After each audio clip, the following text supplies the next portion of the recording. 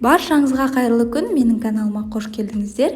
Бүгін сіздерге үй жағдайында өте дәмді болып шығатын, жаздың нағыз аптап ыстығында шөлді басатын сусындардың бірі мохито сусынының жасалу жолымен бөлісетін боламын.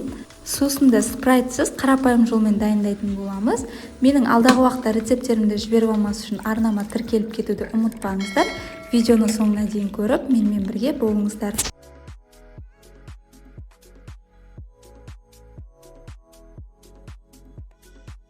Сусынды дайындау үшін бізге 1 лимон, 1 лайм, жалбыз жапырақтары және мұз кесектері мен газдалған сусын қажет болады.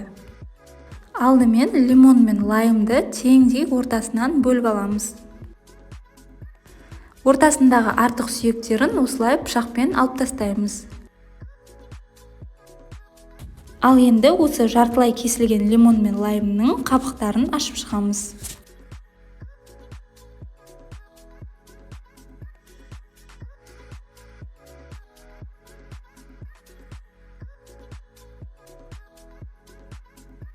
Қабығын ашып алғаннан кейін видеода көріп тұрғандарыңыздай бірнеше бөліктерге бөліп турап шығамыз.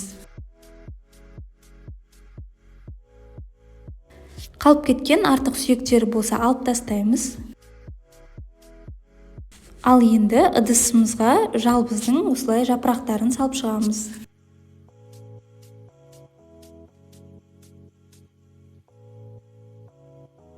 Үстінен жаңаға турап алған лимон мен лаймды саламыз. Және дәміне қарай шекер саламыз. Мен шамамен 3 ас қасықтай салдым.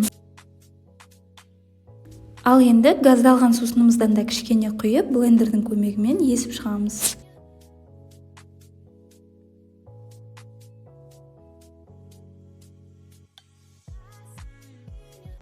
Езіп алғаннан кейін ыдысымызға осылай електен өткізіп құямыз.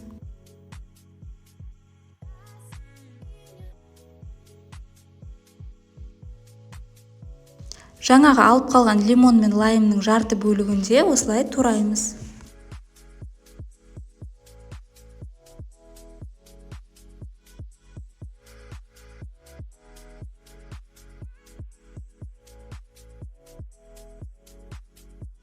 Турап алғаннан кейін сусынды дайындайтын ыдысымызға саламыз. Кішкене жалбыздың жапырағы мен мұз кесектерін салып, үстіне минералкамызды құямыз.